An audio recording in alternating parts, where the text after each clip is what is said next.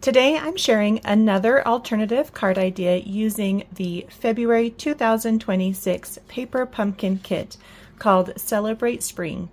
And this one is perfect if you love quick, simple cards that still look layered and polished. Hi friends, I'm Chelsey from Creative Chelsey, and today I'm sharing my second alternative card idea using this kit. And if you're new to Paper Pumpkin, it's Stampin' Up's monthly crafting subscription kit that includes everything you need to make beautiful handmade cards. It includes stamps, ink, and all the pre-cut pieces delivered right to your door to make these 3 original cards. Subscribe using the link below. What I like to do is take the contents from the kit and create alternative projects. If you like this video, please subscribe to my channel so you can get updates when I post a new video. Let's jump in and make this Hello Friend card together. From the kit, you're going to need the teal card base, and it's the front, and we're cutting it down to 4 inches by 5 1/4. Make sure that center square is in the middle. And then I'm also using one of the pink flower die cuts. From your own personal stash, you're going to need a card base, and I wanted to use a vertical layout, so my card base is 4 1/4 by 11 and scored at 5 1/2. And then you're going to want some coordinating paper. I'm using Shy Shamrock and some Balmy Blue.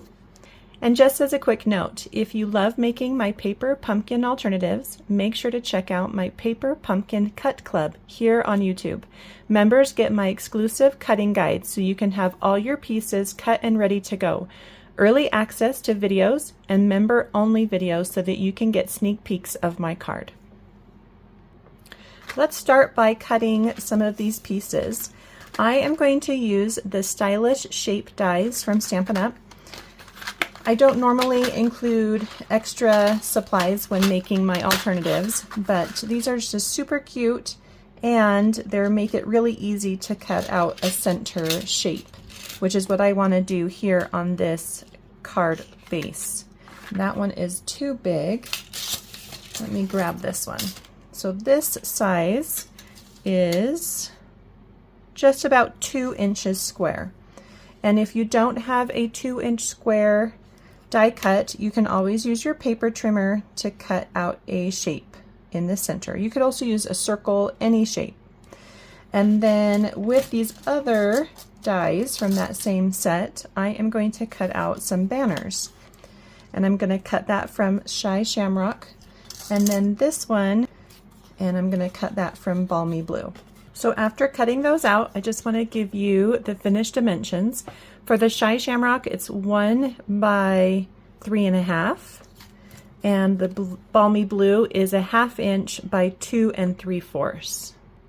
And then the white square is a 2-inch square. And we are going to stamp on the square that we cut out from the center any greeting. I'm going to use Hello Friend in the Shy Shamrock ink spot that came in the kit. Just stamp it right in the center.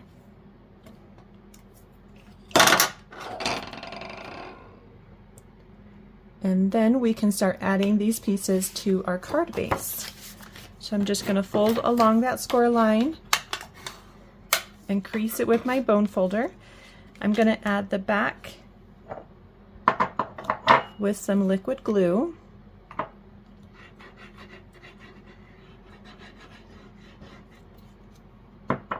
Move that over here. And that just goes right in the center of my card base. If you do use liquid glue, make sure to smooth it out.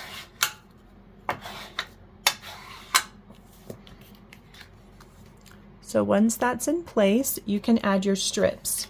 And I'm going to add my Shy Shamrock piece first and place that right in the center.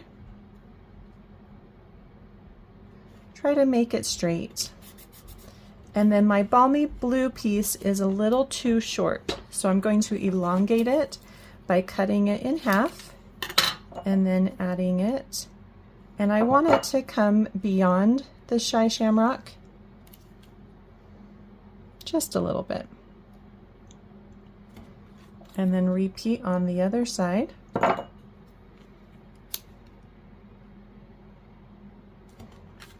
So it's going to look something like this.